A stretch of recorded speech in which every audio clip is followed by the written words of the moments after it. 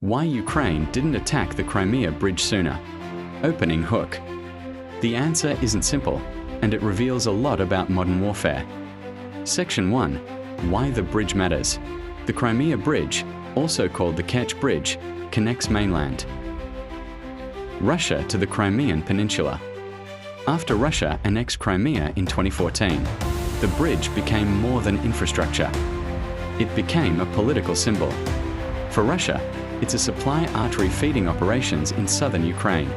Disrupt that artery, and you disrupt the battlefield. Section 2. So why not hit it immediately? At first glance, it seems obvious. Major target. Huge strategic value. Destroy it early. But war isn't that simple. Air extreme defenses. The bridge wasn't just sitting there unprotected.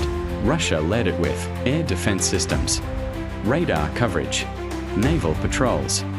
Striking it would require precision, coordination, electronic warfare systems, and the ability to survive intense countermeasures. Early in the war, Ukraine simply didn't have the reach or firepower to guarantee success. It limited long-range weapons. In the early months of the invasion, Ukraine's priority was survival. Most available weapons were needed on frontline defense, around Kiev. In the Donbass, long-range strike capabilities were limited. Please subscribe and provoking retaliation. Ukraine had to be selective. Air timing and escalation. Striking the bridge carries symbolic weight. It directly challenges Moscow. At certain stages of the war, Ukraine and its Western partners may have calculated that hitting such a high-profile target could trigger unpredictable escalation. Sometimes, waiting is strategic. Air battlefield priorities. Early in the conflict, more immediate targets mattered. Russian supply depots, command centers, airfields, ammunition stockpiles, weakening logistics. Across the front could have a broader impact than one dramatic strike. War is about systems, not just symbols. Section 3. What changed? Over time, things shifted. Ukraine developed more advanced drone technology, longer-range strike capabilities, better intelligence coordination. As the battlefield evolved, so did Ukraine's ability to conduct complex operations. By the time serious attacks on the bridge occurred, the strategic environment was different. Please, if you subscribe to this channel, I will be glad. The strike wasn't just symbolic anymore. It was time to align with broader operational goals.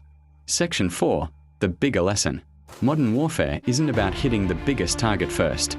It's about capability, timing, risk calculation, strategic sequencing. The Crimea Bridge wasn't ignored. It was evaluated, and eventually, it was targeted when the potential gains outweighed the risks. Closing. In war, patience can be as powerful as firepower. The question isn't just why didn't Ukraine attack sooner? And in conflicts like this, timing can change everything. It's when does attacking make the most sense? Bridge is currently out of range of Ukraine's conventional weapons.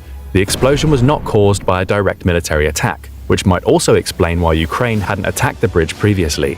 Video footage circulating on social media appeared to indicate that a truck blew up on the bridge, but according to a former British Army explosives expert, quoted by the BBC, the blast occurred beneath rather than from a truck. He suggested that the explosives could have been delivered by a Ukrainian maritime drone, which would have exploited the fact that bridges are designed primarily to resist downward pressure, rather than upward pressure. Additionally, a small boat was seen under the bridge seconds before the explosion. This incident was not the first such mysterious maritime or Crimea-related episode since the Russian invasion in February. In April, the Moskva, the flagship of the Russian Black Sea Fleet, sank mysteriously. In August, explosions rocked the Sakia air base in Crimea, damaging at least 8 aircraft. After initially denying responsibility, Ukraine later stated that it had struck the airbase with a rocket attack. Such an attack would not be out of the question. Indeed, the Ukrainians have surprised everyone with their capability and audacious operations throughout the war, most of all the Russian aggressors, and they have proven capable of successful and daring special operations. Early in the conflict, Western-trained Ukraine special operators proved pivotal in the defense of Kyiv. repelling multiple attempts to take the city. In the suburbs surrounding the Ukrainian capital and at Hostomel airport, special operators exploited Russia's poor logistics and lines of communication to slow their advance and ultimately force them to retreat. Ukraine has only grown in confidence and daring since then. So then, was it actually the Ukrainians who blew up the bridge? As yet, we cannot be sure about the source of the explosion on the Crimean bridge. All we can say is that it's not outside the realm of possibility that Ukraine could have pulled off such an operation, and their immediate celebration of the explosion seems to point you towards their endorsement, if not direct involvement. As the war in Ukraine likely grinds on into a second year, and as Russia continues to lose ground in the south, Crimea and the routes to and from it, including the recently damaged bridge, will only become more important. It will not be unusual to see more desperate Russian tactics and rhetoric as the war continues to slip away from Putin and Crimea itself becomes increasingly threatened. However, that means it's time to increase rather than decrease the pressure on Putin, especially with his popularity falling at home, even within his inner circle. Giving in to blackmail would only incentivize more dangerous rhetoric and tactics of terror.